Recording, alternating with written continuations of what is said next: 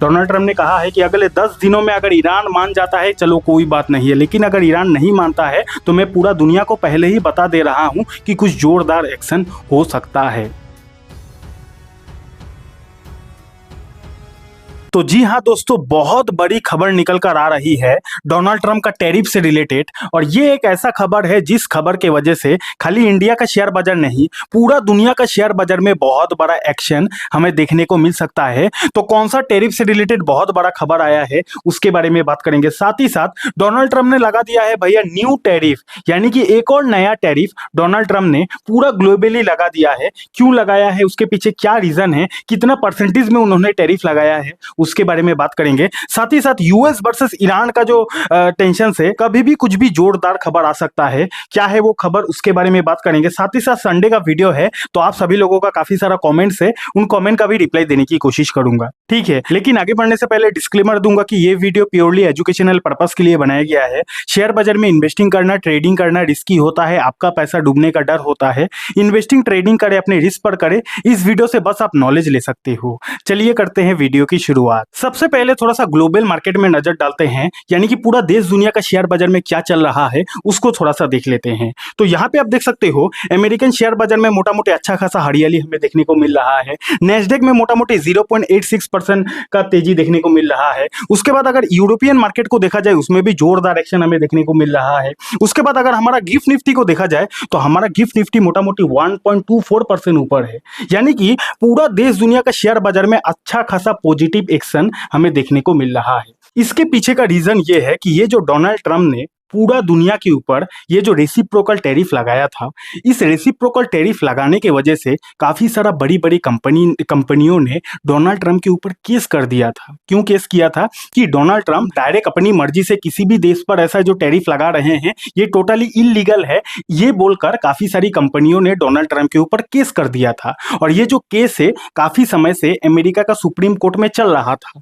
तो अमेरिका का supreme court से ये फैसला आना बाकी था, पेंडिंग था कि ये जो डोनाल्ड ट्रंप ने टैरिफ लगाया है अलग अलग देशों पर, ये टैरिफ लगाना उनके लिए लीगल था या फिर इलीगल था, ये फैसला आना काफी समय से पेंडिंग था। आ जाएगा कल आएगा, आ जाएगा कल आएगा, काफी समय से पेंडिंग था। लेकिन फाइनली कल रात को सुप्रीम कोर्ट का फैसला आ जाता है। और सुप्रीम कोर्ट का फैसला क्या आता है यहाँ पे आप देख सकते हो, US supreme court strikes down Trump's global tariff, यानी कि यूएस का जो सुप्रीम कोर्ट है साफ साफ कल रात को बोल दिया कि ये जो डोनाल्ड ट्रंप ने पूरा ग्लोबली टैरिफ लगाया है ये टैरिफ टोटली इलीगल है। इसको हटाने का आदेश यूएस का जो सुप्रीम कोर्ट है वो साफ साफ डोनाल्ड ट्रंप को दे दिया है। समझ गए इतना बात। डोनाल्ड ट्रंप ने ये जो पूरी दुनिया पर टैरिफ लगाया था उसको हटाने का आदेश सुप्रीम कोर्ट ने दे दिया है। और सुप्रीम कोर्ट ने डायरेक्ट कहा है कि डोनाल्ड ट्रंप जो है यानी कि अमेरिका का जो प्रेसिडेंट है उनके पास ऐसा कोई भी पावर नहीं है कि वो डायरेक्ट अपनी मन मर्जी से किसी भी देश में रेसिप्रोकल टैरिफ लगाएंगे। यहाँ पे आप देख सकते हो, the justices upheld a lower court's decision that Trump's use of this 1977 law exceeds his authority, यानी कि ये जो ट्रंप ने अलग अलग देशों पर टैरिफ लगाया था कौन से एक्ट के थ्रू से उन्होंने लगाया था, 1970 लॉ को यूज करके उन्होंने लगाया था। और ये जो 1977 लॉ है अमेरिका का, ये अलाउ ही नहीं करता है कि बेमतलब का आप किसी भी देश पर टैरिफ लगाओ। तो डोनाल्ड ट्रंप ने इस लॉ का यूज करके अलग अलग देशों पर टैरिफ लगाया था, जिसके वजह से सुप्रीम कोर्ट ने साफ साफ ये बोल दिया है कि इस लॉ का यूज करके आप सीधा सीधी किसी भी देश पर टैरिफ नहीं लगा सकते। अगर आपने लगाया है तो वो टोटली इलीगल है, उसको आपको हटाना पड़ेगा।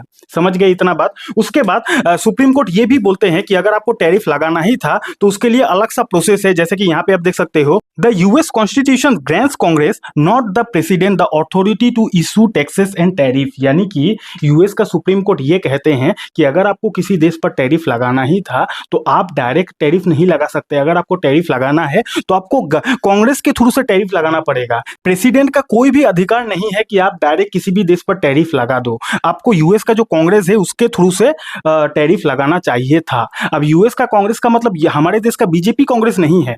यूएस का कांग्रेस किसको बोला जाता है, यूएस का जो संसद है, यूएस का जो पार्लियामेंट है उसको यूएस में यानी कि अमेरिका में कांग्रेस बोला जाता है।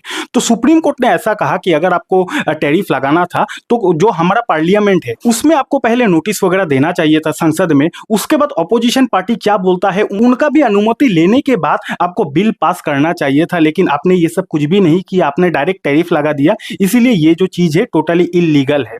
समझ गए इतना बात। तो जैसे ही ये खबर आता है उसके बाद पूरा देश दुनिया का शेयर बाजार में हमें जोरदार एक्शन देखने को मिलता है, और ये तो होना ही था क्योंकि ये जो डोनाल्ड ट्रम्प ने अलग अलग देशों पर इतना ज्यादा टैरिफ लगा दिया था, तो ये काफी सारा देश परेशान था ना, बिजनेस करने में कितना ज्यादा हैम्पर पहुंच रहा था। तो कहीं ना कहीं इस खबर की वजह से पूरा दुनिया का शेयर बाजार में खुशी का माहौल है। देन अगर बात किया जाए तो सुप्रीम कोर्ट ने डोनाल्ड ट्रम्प को यह भी बोला है, यहाँ पे आप देख सकते हो, supreme court tariff ruling makes over 175 billion in US revenue. यानी कि ये जो डोनाल्ड ट्रम्प ने इतना दिन से टैरिफ वगैरह लगाया था अलग अलग देशों में, टैरिफ का मतलब क्या होता है? टैक्स। तो टैक्स जो उसूला था इसकी वजह से काफी सारा कंपनियों को लॉस झेलना पड़ा, काफी सारा कंपनियों ने टैक्स दिया ना। टैरिफ का मतलब क्या होता है? टैक्स। तो मोटा मोटी $175 जो है इतना टैक्स कंपनियों ने टैरिफ के रूप में दिया है, और इतना जो पैसा है सुप्रीम कोर्ट ने डोनाल्ड ट्रम्प को बोला है कि इतना पैसा आपको देना पड़ेगा, क्योंकि इतना पैसा नुकसान हुआ है कंपनियों का, तो इस पैसों का रिस्पॉन्सिबिलिटी आपको ही लेना पड़ेगा, क्योंकि आपने ही तो टैरिफ लगाया था। तो इतना बड़ा बड़ा कंपनियों ने जो टैरिफ दिया, टैक्स दिया, उनका रिस्पॉन्सिबिलिटी भी आपको लेना पड़ेगा। अब देखते हैं इस मैटर में क्या होता है। तो यहां तक कहानी क्लियर हो गया कि डोनाल्ड ट्रम्प ने जो टैरिफ लगाया था वो इलीगल हो गया, वो टैरिफ आने वाले समय में हट जाएगा। अभी तक तो यही खबर है। अब उसके बाद क्या, उसके बाद डोनाल्ड ट्रम्प का क्या रिप्लाई आता है? तो आपको पता है, आपको डोनाल्ड ट्रम्प के कैरेक्टर के बारे में अगर अच्छी तरीके से पता है तो आप जानते होंगे कि डोनाल्ड ट्रम्प भैया चुप होने वाले नहीं है।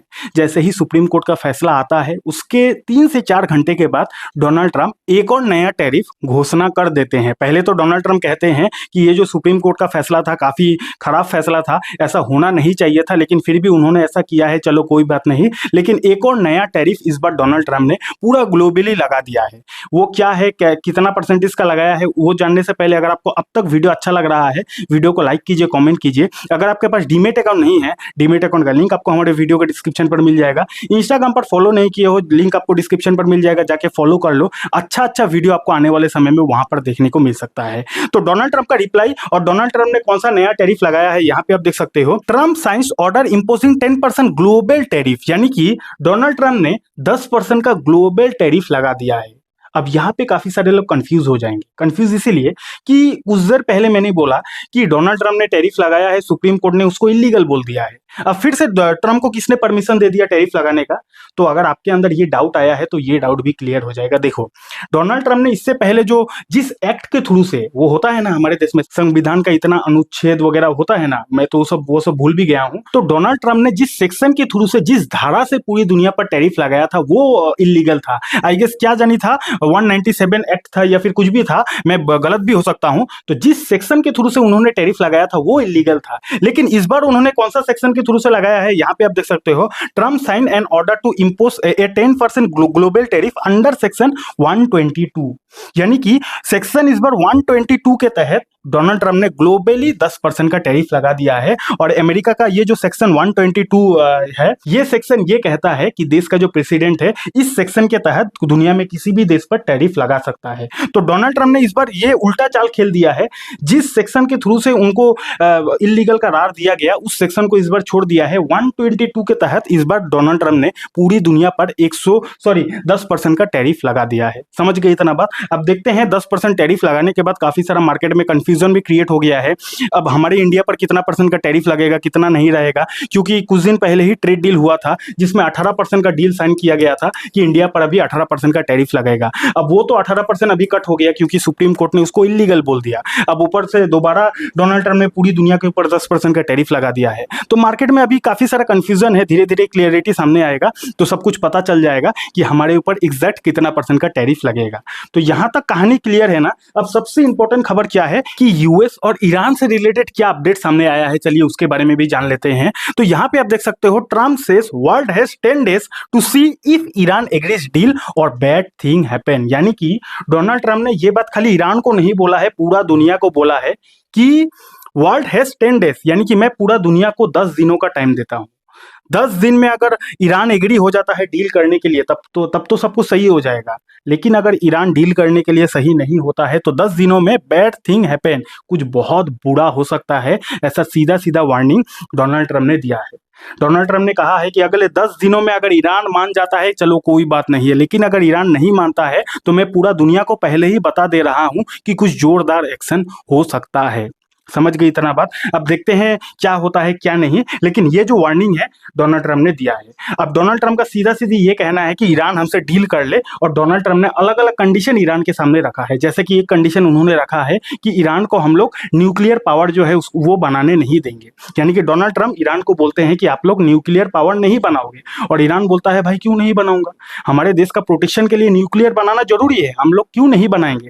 तो इस तरीके का काफी सारा कंडीशन डोनाल्ड ट्रम्प ने रखा है। अब ईरान वो सारा कंडीशन मान नहीं रहा है, जिसके वजह से 10 दिनों का समय दिया गया है। और डोनाल्ड ट्रम्प ने ये भी बोल दिया है कि हमारा जो पूरा मिलिट्री है चारों तरफ से ईरान को घेर लिया है। अब देखते हैं आने वाले समय में क्या होता है। और ईरान भी भैया ये सब बात सुनकर चुप नहीं होने वाला। ईरान की तरफ से क्या रिप्लाई आता है यहाँ पे आप देख सकते हो। US Iran tensions highlight, Iran wants of retaliation with slap in face and finger on trigger if US attacks. यानी कि ईरान भी भैया चुप नहीं होने वाला। ईरान ने क्या कहा कि अगर यूएस हम पर अटैक वगैरह करता है तो भैया फिंगर ऑन ट्रिगर, यानी कि हमारा भी जो फिंगर है वो ट्रिगर पर है, हम भी जोरदार जवाब देंगे अगर अमेरिका हमारे साथ कुछ गलत करता है तो। ऐसा ईरान ने कहा है, साफ साफ आप आर्टिकल में पढ़ सकते हो। ठीक है, तो दोनों देशों के बीच ये जो धमका धमकी चल रहा है, इस धमका धमकी की वजह से क्या होना तय था भैया, क्रूड ऑयल का भाव बढ़ना तय था। और यहाँ पे आप देख सकते हो ब्रेंट क्रूड का जो भाव है 71 को भी क्रॉस कर दिया है। और क्रूड ऑयल का भाव बढ़ना यानी कि पूरा ग्लोबल मार्केट तंग आ जाना। और सबसे ज्यादा तंग कौन आएगा, हमारा देश इंडिया आएगा,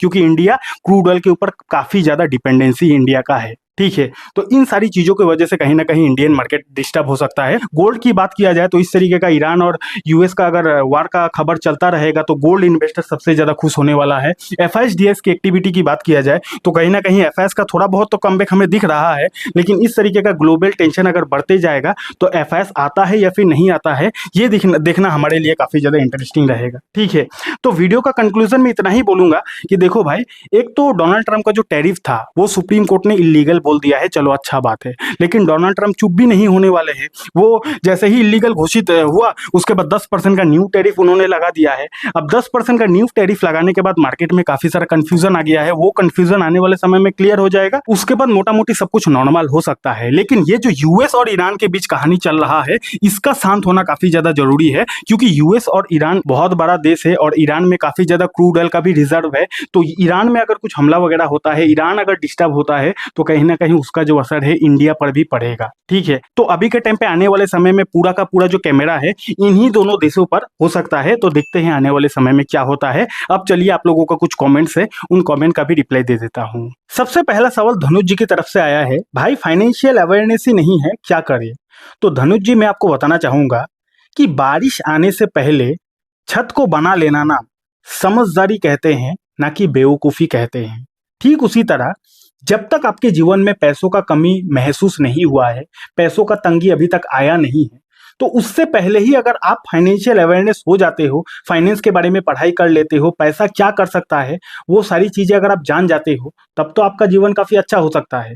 लेकिन जब बाई चांस, भगवान ना करे ऐसा हो, लेकिन बाई चांस अगर भविष्य में पैसों का तंगी आ जाता है, पैसों का कमी अगर आपके जीवन में महसूस होने लगता है, तो उस दिन आपको ये बात याद आएगा कि फाइनेंशियल अवेयरनेस मेरे अंदर क्यों नहीं था। तो इसीलिए बारिश आने से पहले छत बना लो, उसी तरह जीवन में पैसों का तंगी आने से पहले ही फाइनेंशियल अवेयरनेस अपने जीवन में ला दो, पैसों के बारे में सीखना शुरू कर दो, इन्वेस्टिंग करना शुरू कर दो, ताकि आज का जो आपका इन्वेस्टमेंट है, आज का जो आपका सेक्रीफाइस है, वो सेक्रीफाइस भविष्य में आपको काम आ सके, आपके जीवन में काम आ सके। इसीलिए जो आपने बोला कि फाइनेंशियल अवेयरनेस नहीं है, तो बुरा दिन आने से पहले ही खुद को तैयार कर लो, नहीं तो जब बुरा दिन आएगा तो पछताने के अलावा और आपके हाथ में कुछ नहीं होगा। ठीक है, अगला सवाल स्नेहा जी पूछती है, भाई बिगिनर के लिए स्विंग ट्रेडिंग बेस्ट है ना, बताओ प्लीज रिप्लाई। तो स्नेहा जी मैं भी इस बात से एग्री करता हूं कि एक बिगिनर के लिए, जिसको शेयर मार्केट ट्रेडिंग के बारे में उतना ज्ञान नहीं है, लेकिन फिर भी अगर उसको ट्रेडिंग शुरू करना है, तो उसके लिए, बिगिनर के लिए स्विंग ट्रेडिंग से अच्छा ट्रेडिंग मेरे हिसाब से तो कुछ हो ही नहीं सकता है।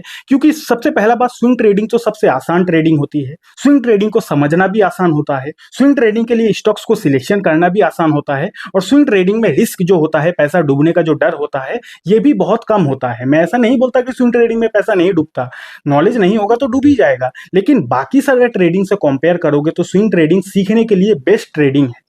ठीक है, तो बिगिनर हो, नया हो तो स्विंग ट्रेडिंग से शुरुआत करो। धीरे धीरे स्विंग ट्रेडिंग में रिजल्ट आने लगे, पैसा वैसा कमाने लगो, तब आप दूसरा दूसरा ट्रेडिंग में शिफ्ट कर सकते हो। लेकिन आते ही ऑप्शन ट्रेडिंग में कूदोगे, पूरा पैसा ढाल के जाओगे और आपका जो पैसा है वो मार्केट का जो एक्सपर्ट्स है वो खा जाएंगे। इसीलिए स्टार्टिंग में हमेशा लो रिस्क वाला जो ट्रेडिंग है उसी को चुनना चाहिए। आखिरी सवाल आया है योगेश जी की तरफ से, सर एसआईपी तो बढ़ेगा ही, ये ठीक है, और सेम स्टॉक में भी ये फॉर्मूला यूज करते हैं, तब भी लॉन्ग टर्म में प्रॉफिट और एवरेज होगा ना, बस स्टॉक्स अच्छे हो, राइट ना सर?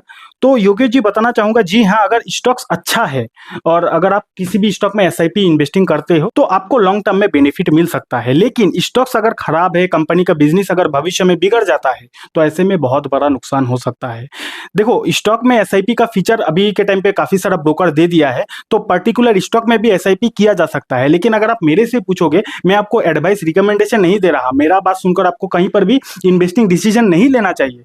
मेरा अपना पर्सनल बात बता रहा हूं कि मुझे पर्सनली किसी भी स्टॉक में एसआईपी इन्वेस्टिंग सही नहीं लगता है। इसीलिए सही नहीं लगता है क्योंकि एक जो स्टॉक है वो पर्टिकुलर कोई कंपनी ही है। अब कोई भी अगर कंपनी है तो आज नहीं तो कल कंपनी का बिजनेस डाउन भी हो सकता है, आज नहीं तो कल वो कंपनी डूब भी सकता है। अब एसआईपी जबकि 15 साल 20 सालों के लिए किया जाता है, तो 15 साल 20 सालों के बाद ये कंपनी दुनिया में रहेगा नहीं रहेगा कौन जानता है भाई। लेकिन उसी जगह अगर म्यूचुअल फंड में एसआईपी किया जाए तो म्यूचुअल फंड वाले हमारे पैसे को डाइवर्सिफाई करके इन्वेस्टिंग करता है। एक कंपनी डूबेगा भी तो दूसरा कंपनी हमको प्रॉफिट दे देगा। लेकिन अगर हम लोग अपने अपने हिसाब से किसी एक स्टॉक में या फिर दो स्टॉक में सिलेक्शन करके उसमें एसआईपी करते हैं लंबे समय के लिए, और बाई चांस अगर वो कंपनी अच्छा रहा तो अच्छी बात है, लेकिन कंपनी अगर भविष्य में 10 साल के बाद कंपनी डूब जाती है तो हमारा जो इन 10 सालों में एसआईपी इन्वेस्टमेंट है सब डूब सकता है। इसीलिए अगर नॉलेज कम है या फिर अगर आपको डर लगता है तो एक या दो स्टॉक में अपनी तरफ से एसआईपी ना करे तो बेहतर है। बाकी ये वीडियो प्योरली एजुकेशनल पर्पस के लिए बनाया गया था। शेयर बाजार में इन्वेस्टिंग करना, ट्रेडिंग करना रिस्की होता है, आपका पैसा डूबने का डर होता है।